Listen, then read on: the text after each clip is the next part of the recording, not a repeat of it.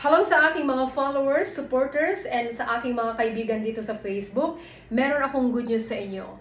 Bukas, I decided pala na mag-workout via Facebook Live dun sa aking Facebook page.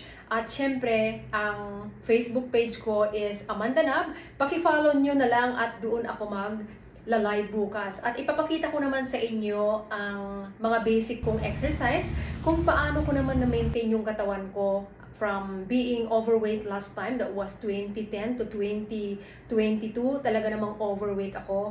And na-transform ko yung sarili ko by modeling someone. And syempre nagpa-coach tayo para naman ma-maintain ko yung fit na katawan. At gusto ko namang i-share yun sa inyo.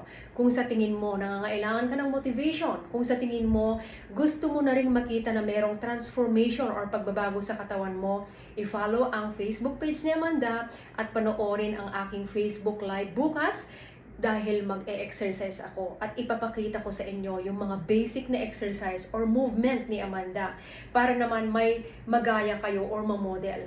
At syempre kapag i-apply ninyo yung mga workout ni Amanda, I promise you na merong magandang mangyayari sa inyo. Ang importante, minsan kasi kailangan din natin ng motivation from outside. Pero nang dahil si Amanda, matagal niya nang ginagawa to, hindi ko na kailangan ng motivation from other people.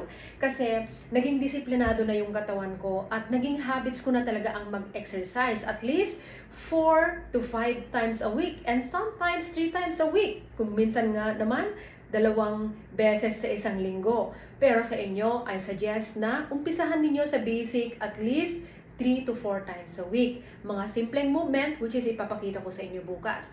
Kung sa tingin mo, kailangan mo ng kasama or accountability partner para makapag-start ka na sa matagal mo ng goals sa katawan mo, lalong-lalo na at parating na naman ang December, di ba?